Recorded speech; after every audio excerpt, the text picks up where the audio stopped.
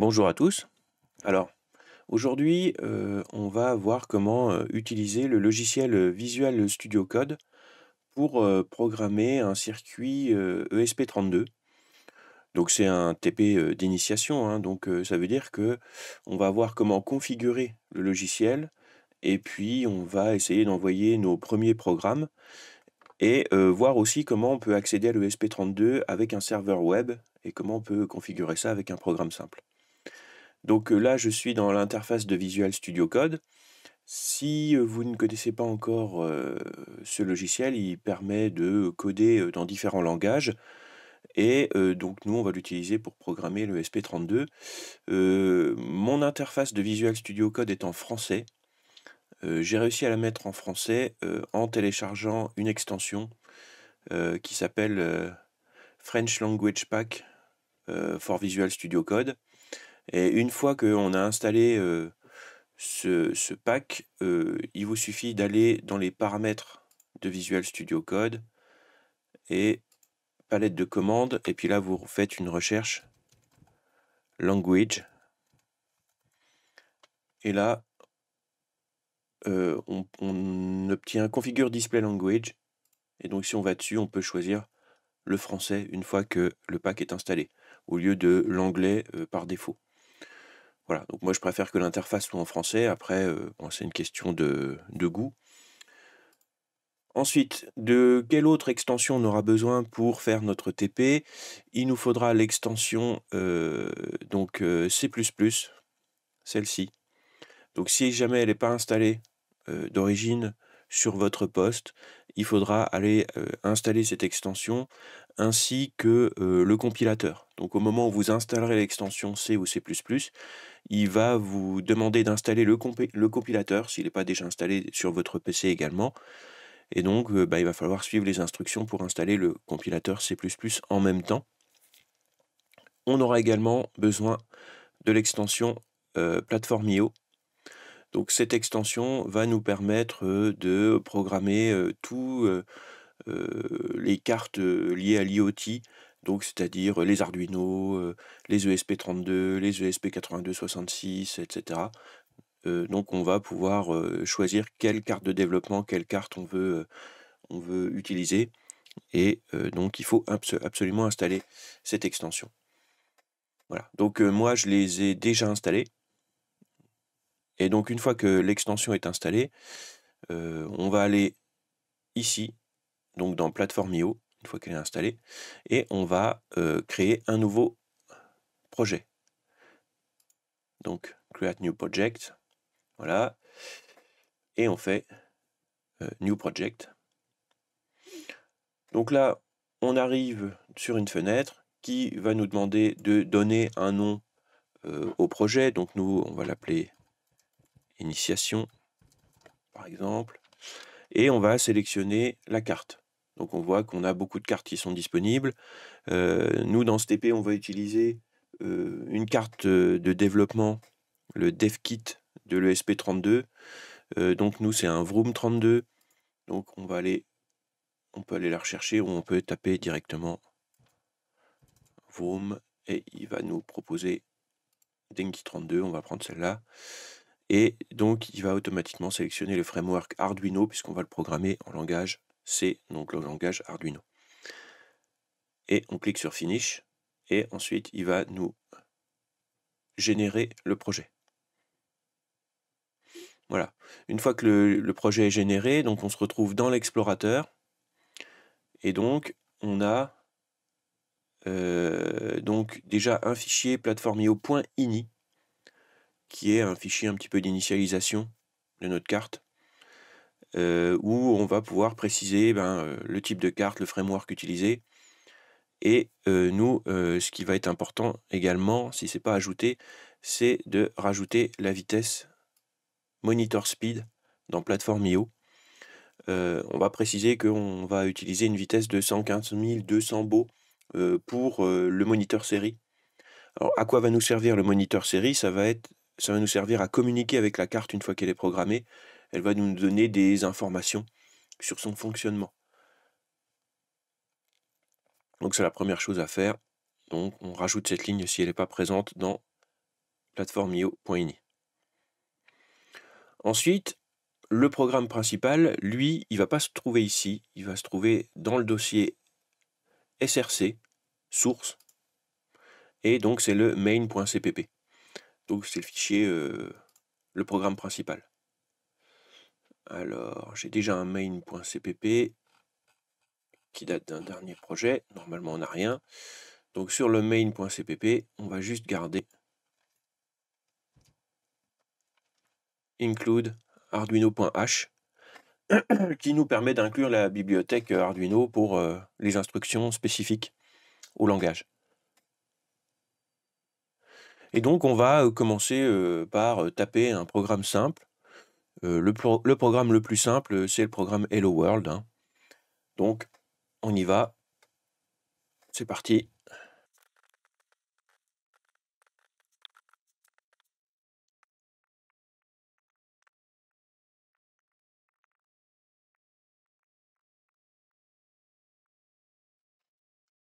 Voilà, donc le programme le plus simple qu'on puisse faire, hein, qu'on vient de coder, c'est donc dans la partie setup, on va initialiser donc la liaison série, le moniteur série à 115 200 baux.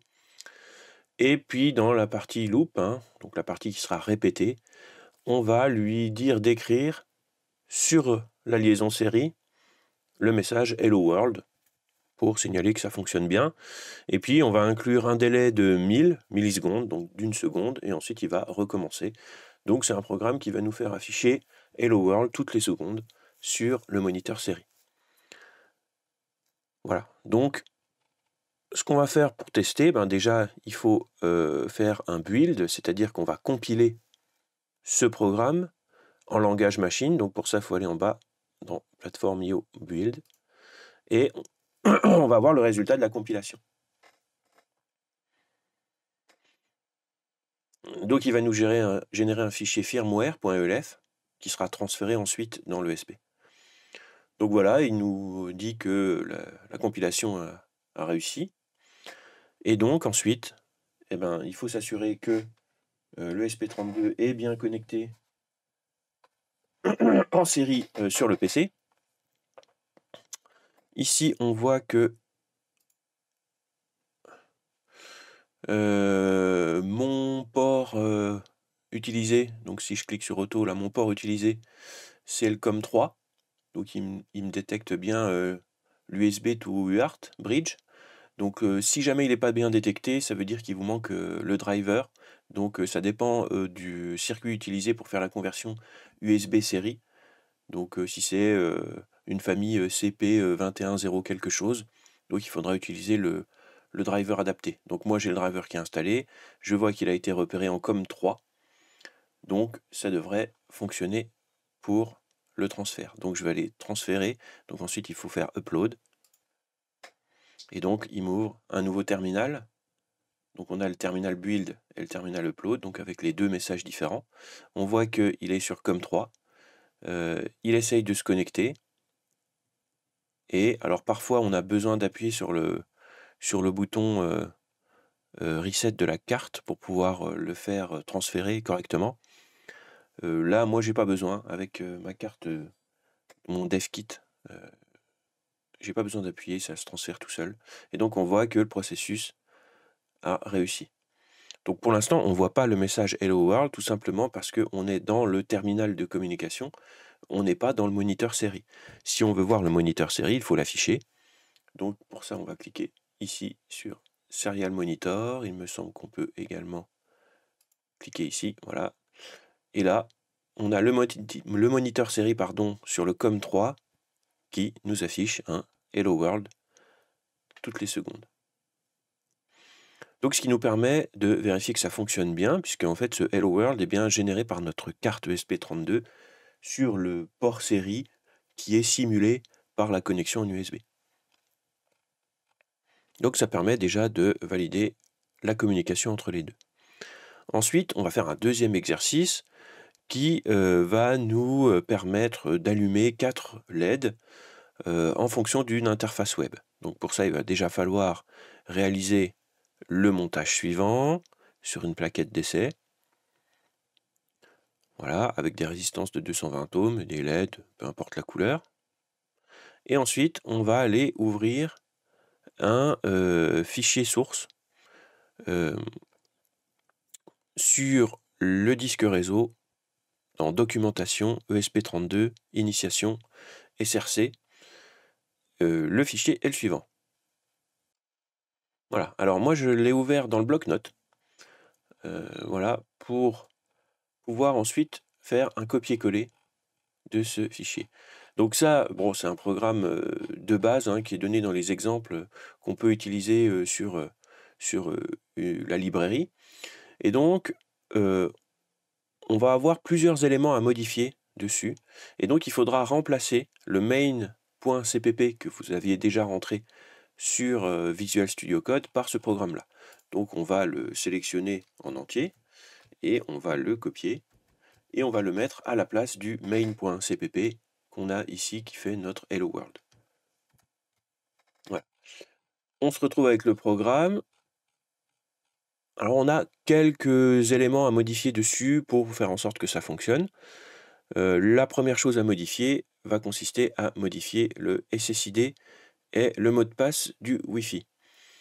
Alors oui, effectivement, la carte ESP32 possède du Wi-Fi intégré et donc l'idée, c'est de pouvoir se connecter en Wi-Fi sur la carte ESP32 avec une interface web. Quand on tapera l'adresse IP de l'ESP32 sur un navigateur, on aura accès au contrôle des LED.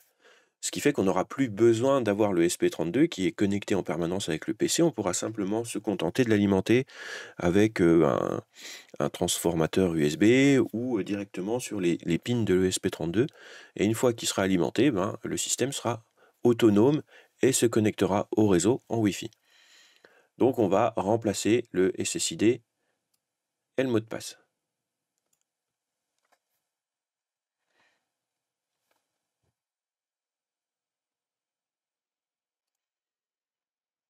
Voilà, le mot de passe, a été remplacé, le SSID également et donc maintenant on va essayer de faire un build pour voir s'il y a des erreurs.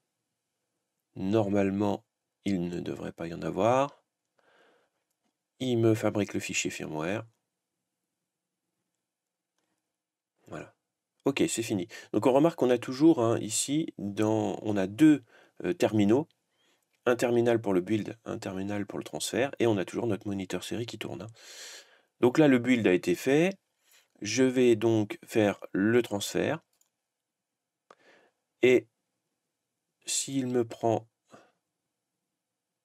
le bon fichier, il devrait prendre un petit peu plus de temps à le transférer puisqu'il est censé être un petit peu plus gros. Voilà. On voit que l'écriture prend un peu plus de temps, donc ça permet de vérifier également qu'il a pris le bon fichier SRC.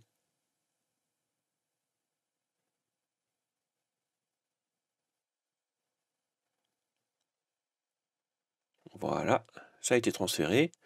Là, je me retrouve donc sur le moniteur série, automatiquement il est basculé dessus. Et qu'est-ce qu'on voit?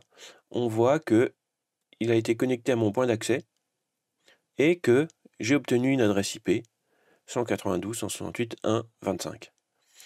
Donc, il ne me reste plus ensuite qu'à aller sur un navigateur et taper donc l'adresse IP proposée. Puisque on voit que le Wi-Fi a été bien connecté. Et voilà ce que j'obtiens sur mon web serveur. Donc, on a 4 sorties et à chaque fois, on a le bouton on/off qui va nous permettre d'allumer et d'éteindre la LED en question.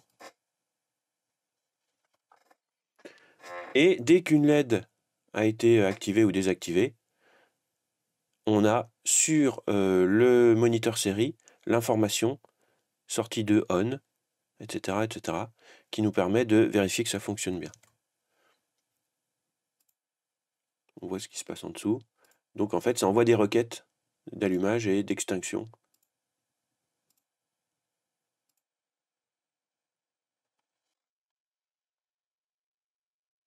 Voilà, on envoie des instructions et donc on peut vérifier en même temps on/off. que ça agit bien sur les différentes LED avec donc les requêtes qu'on voit apparaître en même temps sur le moniteur série. Voilà qui conclut donc la première partie, de l'initiation. On verra dans une prochaine vidéo, comment utiliser le schéma de ce web serveur sur ESP32 pour fabriquer une petite carte électronique. Donc on va en faire, la saisie de schéma sur Fusion, ainsi que le routage sur Fusion, et dans une troisième vidéo, on verra également comment fabriquer un petit boîtier. Ensuite on pourra utiliser donc, cet ESP32 par exemple pour faire, de l'allumage de LED en fonction d'une notification ou l'arrivée d'un email, si on peut, connecter ça sur notre téléphone. Voilà, c'est tout pour aujourd'hui, je vous remercie.